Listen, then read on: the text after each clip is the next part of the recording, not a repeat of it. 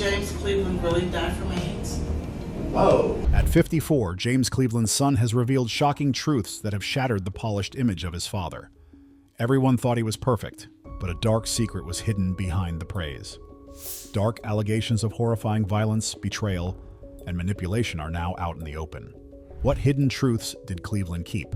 And how would his son's revelations change everything we thought we knew?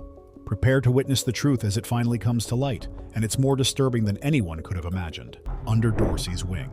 From a young age, Cleveland showed a natural talent for music. By just 8 years old, he was already performing solos at church, impressing everyone with his voice.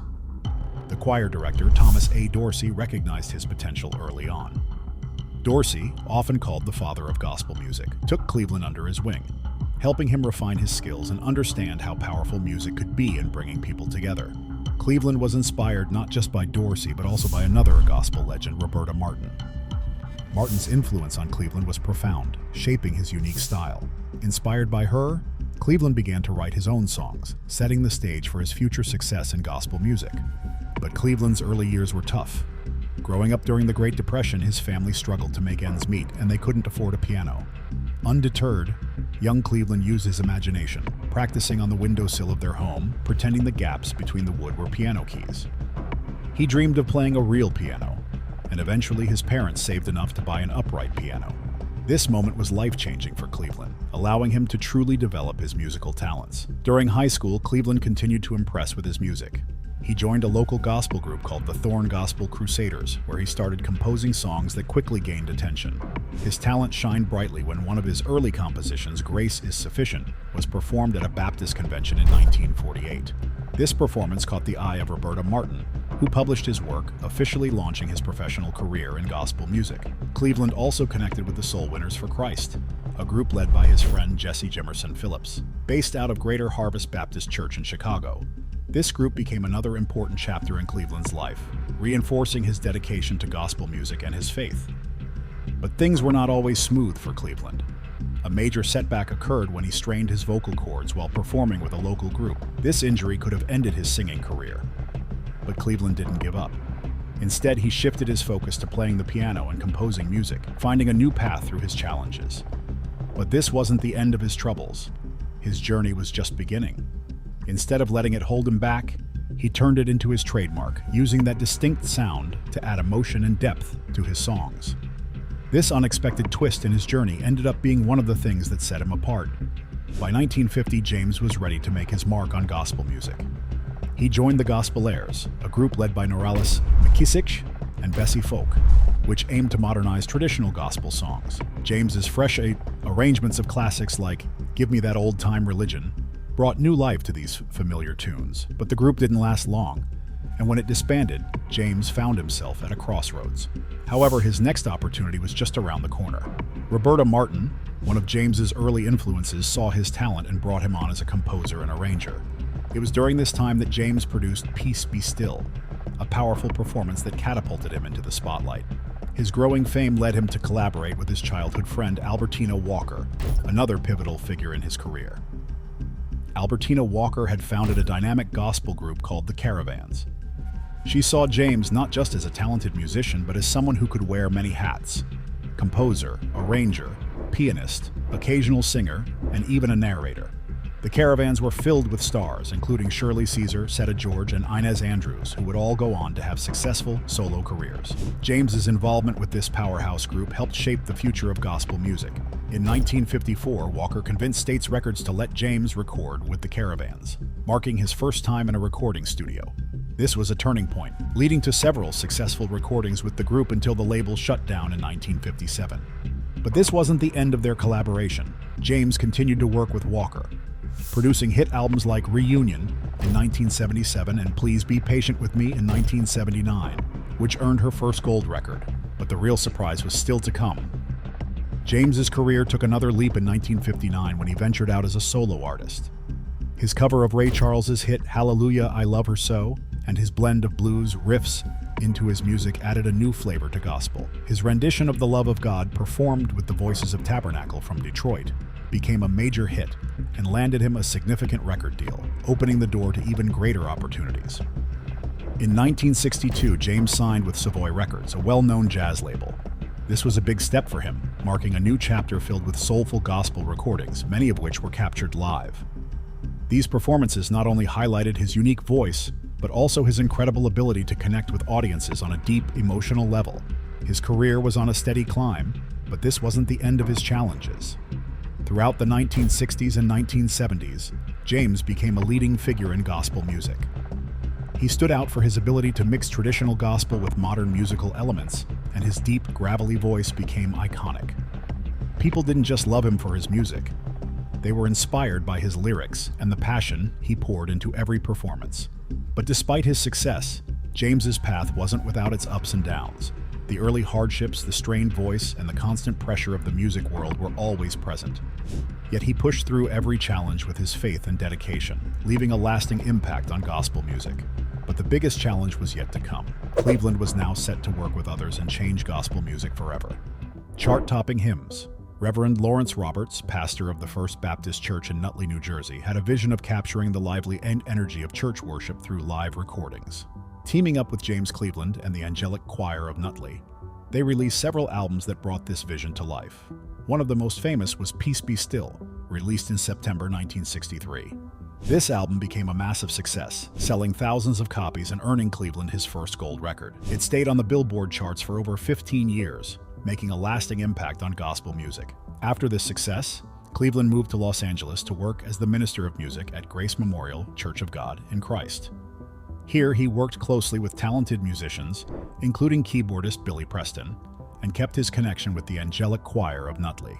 This move to Los Angeles helped boost his popularity even more. Cleveland then formed his own group, the James Cleveland Singers, which originally included members like Odessa McCassell, Georgia White, Eugene Bryant, and Billy Preston. By 1965, the group had grown, adding Clyde Brown and Charles Barnett, and began touring across the U.S. and even internationally. Their performances became highly anticipated events, drawing large crowds and rave reviews. The partnership between Cleveland and his group led to some beloved recordings such as Heaven That Will Be Good Enough for Me, Two Wings, and The Lord Is Blessing Me Right Now. Over time, other gifted singers like Marva Hines and soprano soloist Cleo Kennedy joined the group, adding their voices until Cleveland's passing. But this wasn't the peak of his influence. Cleveland was just getting started. To further expand his reach, Cleveland founded the Southern California Community Choir, SCC, in the mid-1970s. The choir quickly became a major force in gospel music. Their work together earned Cleveland his first Grammy Award in 1975 for the album In the Ghetto.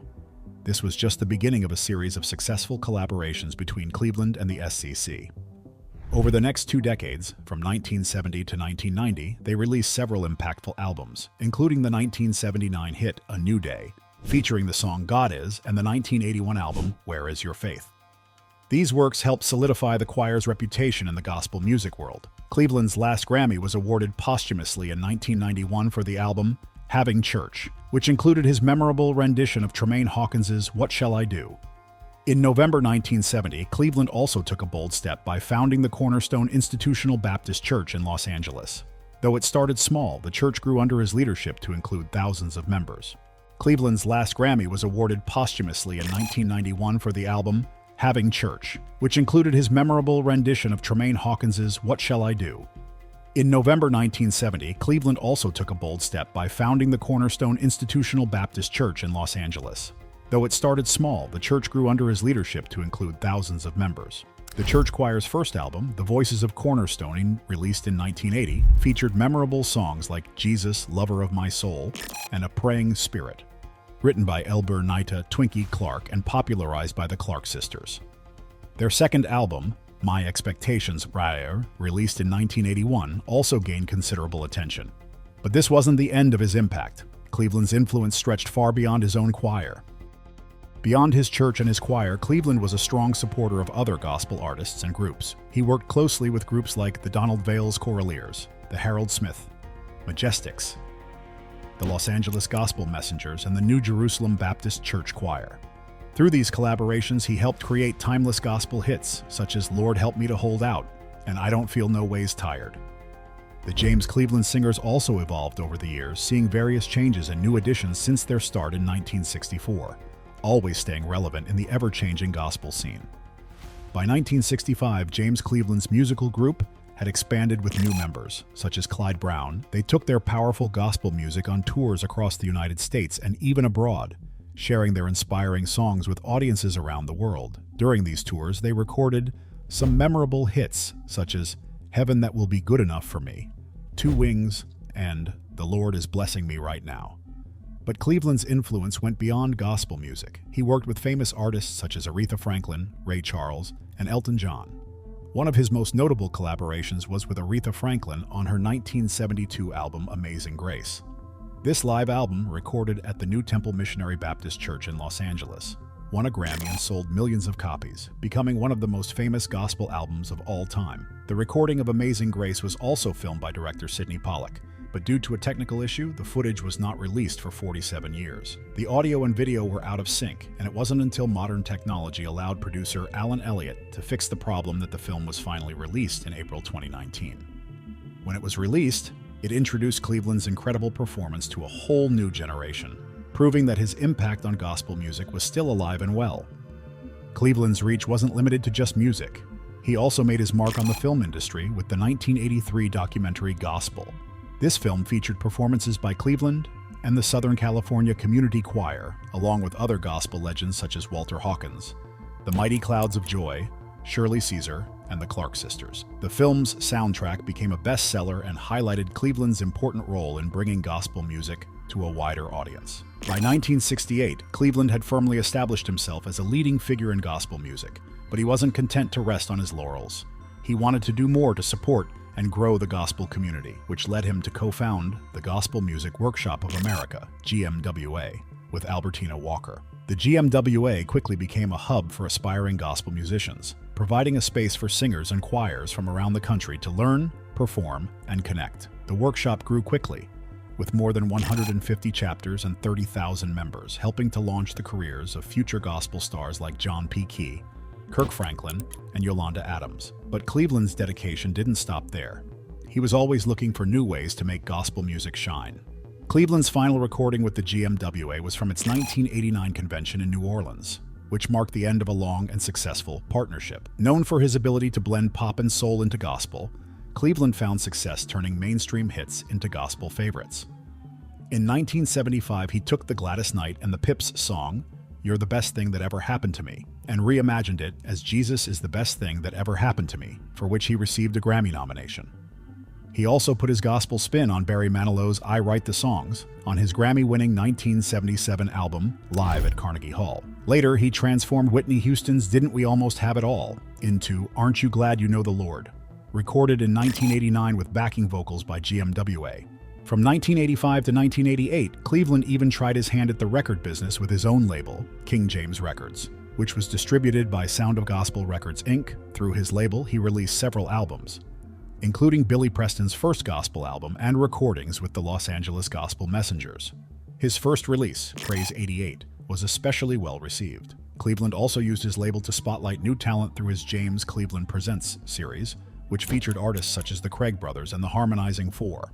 Unfortunately, the label had to close when its distributor went out of business, marking another difficult time in Cleveland's career. As Cleveland's career soared, hidden parts of his life started to show, revealing a complicated man. The creative path of James Cleveland. James Cleveland's deep involvement with the Gospel Music Workshop of America, GMWA, and his talent for turning popular songs into gospel standards made a huge impact on gospel music. He had a unique way of blending different music styles into gospel, which helped expand the genre and showed off his creative genius. Whether through his workshops, recordings, or his own record label, Cleveland's influence kept growing, making him a key figure in the world of gospel music.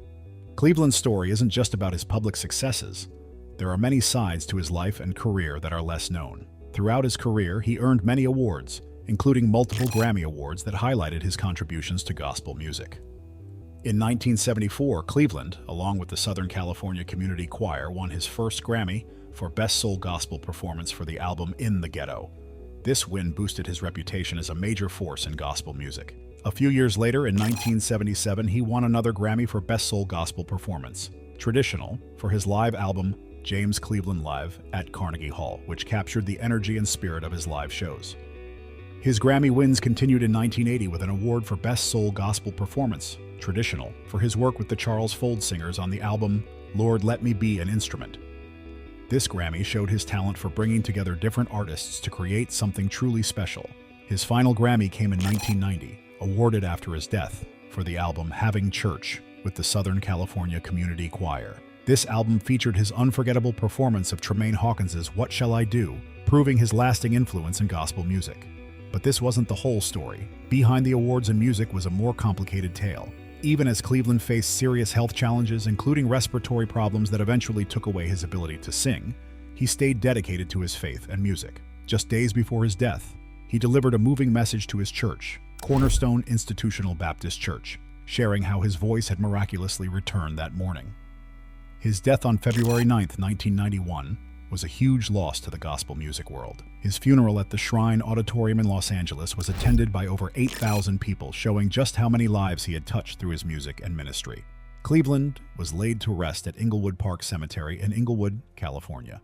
His legacy lives on through his music and the many artists he inspired. However, his passing also revealed a complex legal battle over his estate since he didn't leave a will. One of those involved in the legal disputes was Andre Cleveland, who saw himself as a foster son to James. Andre had lived with James from a young age and was listed as a dependent on his tax returns, but the court denied his claims, stating there were no legal reasons that prevented James from formally adopting him once Andre became an adult. But this wasn't the most troubling part of Cleveland's story. In addition to Andre's claims, Jean Irvin, a member of Cleveland's church, publicly stated that she was the mother of Cleveland's only biological child, Leon Cleveland, born in 1965. Her claims added another layer of complexity to the ongoing legal disputes, highlighting the tangled nature of Cleveland's personal life. The struggles over his estate and the claims of those who were part of his inner circle painted a picture of a man whose private life was much more complicated than his public persona. Worse still, darker aspects of Cleveland's life began to come to light after his death. Christopher Harris, who had been a member of Cleveland's choir, alleged that he suffered abuse from Cleveland, starting when he was just 13 years old. The case was eventually settled out of court, but it raised serious concerns within the church and gospel music community about Cleveland's relationships with young men. These revelations introduced a troubling side of Cleveland's life that many were unaware of. Cleveland's death was officially due to heart failure, but the controversies that followed painted a more complex and troubling picture of his legacy. While he was celebrated as a trailblazer in gospel music, his story is a reminder that even those who bring great joy and inspiration to others can have deeply flawed and complicated personal lives. Cleveland's contributions to gospel music were undeniably significant, but the darker aspects of his life have made his legacy one that is both celebrated and questioned. What do you think? Does the brilliance of James Cleveland's contributions to gospel music outweigh the troubling aspects of his personal life? Leave your comments, and subscribe for more discussions like this.